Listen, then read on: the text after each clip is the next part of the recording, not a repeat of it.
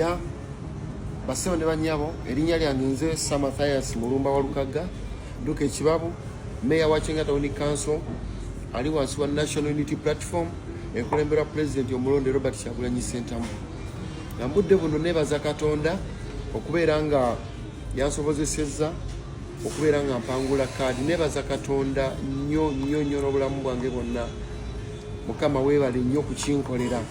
Nze naweereddwa kaadi oba flag ya National Unity Platform okukiikirira abantu ba Busiro East mu lukiiko olukulu ssetteeserezo olw'eggwanga Parliament ya Uganda.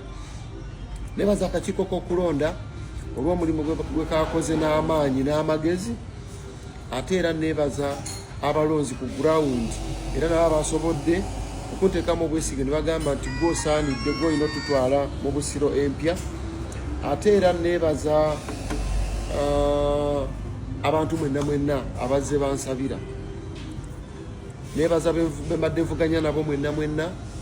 Sinze mbadde mbasinga amagezi oba ebitabo b'okutegeera, naye waliwo Katonda kyaleeta omuntu n'amuleetera ebiro bye. Nange nzikiriza nti bino bye biro byange, wabula mbasaba ekintu kimu nga bwe nzize nkyogera bulunye nti bwe sifuna kaadi yakubeera emabega w'oyo anaaba agifunye.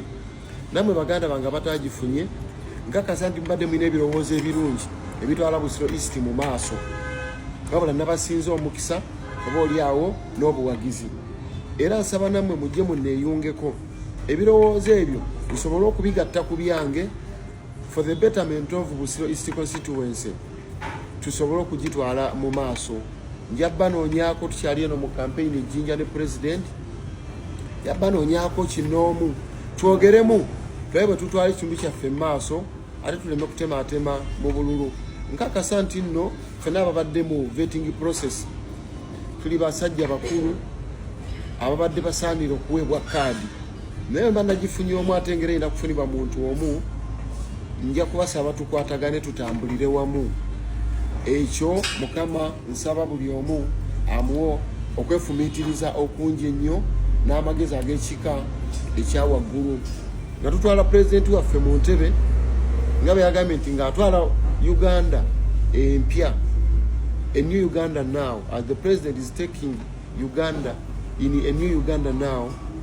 I'm also going to be taking the voters of Busiro East constituency in a new Busiro East now.